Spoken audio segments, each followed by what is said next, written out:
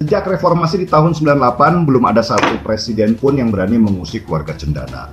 Jokowi seperti membakar lumbung tempat mereka selama ini mencari makan, sehingga para tikus berlarian keluar dan ngamuk di mana-mana mencari sasaran untuk dirusak.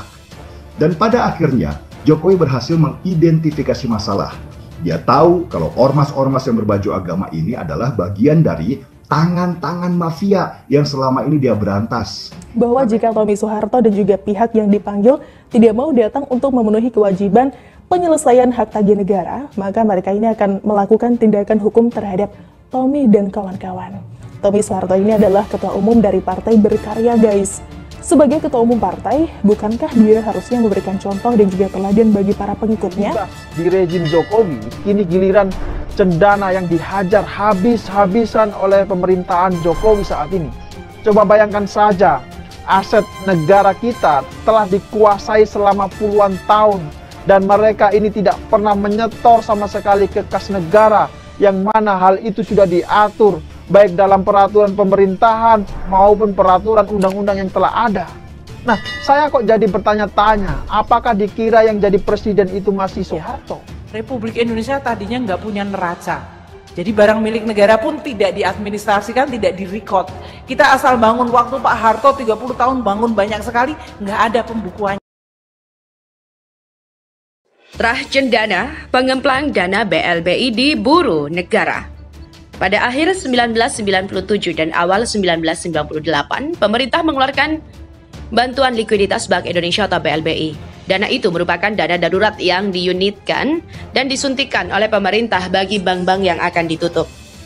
Alasan pemberian dana BLBI lantaran terjadi penarikan besar-besaran oleh para nasabah yang khawatir kehilangan tabungan mereka jika bank dinyatakan pailit. Pada saat krisis moneter 9798, pemerintah melalui BLBI memberikan dana sejumlah 147,7 triliun kepada 48 bank, di mana data ini pernah dirilis oleh Kementerian Keuangan. Walaupun data masih tersimpan sejak lama, masih banyak obligor yang memiliki hutang ke negara belum melunasi dengan kewajiban membayar hutang itu. Beberapa debitur yang menjadi sorotan publik adalah datang dari klan Cendana. Anak-anak Soeharto menjadi daftar prioritas dalam kewajiban membayar hutang negara. Berikut adalah nama-nama Soeharto yang masuk dalam daftar wajib bayar hutang negara dengan angka yang cukup fantastis. Pertama, Siti Hardianti Rukmana atau biasa disapa Mbak Tutut. Ia memiliki hutang masing-masing 191,6 miliar, 471,4 miliar, dan 14,79 miliar, dan 6,52 juta US dollar. Dari sekian hutang yang dimiliki Tutut tidak ada jaminan aset tetapi hanyalah berupa SK proyek. Kedua, Bambang Trihatmojo yang merupakan anak ketiga Soeharto. Ia memiliki hutang kepada negara diperkirakan sebesar 60 miliar. Hutang itu dipakai untuk penyelenggaraan acara multi-event olahraga se-Asia Tenggara atau SEA Games pada tahun 97. Ketiga adalah Hutomo Mandala Putra alias Tommy Soeharto yang merupakan anak bungsu dari keluarga Cendana. Ia juga diminta untuk melunasi hutangnya ke negara terkait dengan dana BLBI sebesar 2,61 triliun. Tak itu saja, Tommy juga berkewajiban untuk melunasi hutang-hutangnya kepada kasus BLBI ketika bank miliknya yakni Bank Pesona Utama mendapatkan bantuan likuiditas senilai 2,33 triliun rupiah. Saya mengapresiasi upaya pemerintah untuk menagih kembali dana-dana yang telah dikeluarkan untuk para pengemplang uang negara itu. Bertahun-tahun, para penggarong uang negara baik yang dilakukan keluarga Cendana maupun para taipan tidak ada sedikit pun niat baik untuk mengembalikan pinjaman itu. Hak istimewa yang diberikan kepada anak-anak Soeharto membuat negara ini bangkrut pada zamannya. Uang negara yang seharusnya untuk menyejahterakan rakyat dikuasai seakan-akan negara ini milik keluarga. Uang negara dimainkan oleh klan Cendana dan para taipan secara terstruktur dan masif. Dengan kegeraman ini, saya berharap pemerintah dengan sungguh-sungguh menelusuri jejak dana yang disimpan oleh kejahatan masa lalu sampai ke anak cucu mereka. Kalau saja jejak SB berkuasa, kasus ini dibuka, tentunya uang negara yang menguap entah kemana dapat kembali. Namun, jangan berharap banyak. 10 tahun SB berkuasa malah memupuk korupsi kian masif. Untuk menyelesaikan kasus Bank Senturi saja, telai apalagi mengurus kasus BLBI. Jadi dalam hal ini, SB tak berani mengangkat kasus BLBI ini ke permukaan. Lain halnya dengan Jokowi. Walaupun telah membuka kasus BLBI, setidaknya Pemerintahan Jokowi sudah berupaya keras untuk mengembalikan semua hutang negara dari para pelaku pengemplang dana BLBI, terutama utang-utang dari klan Cendana.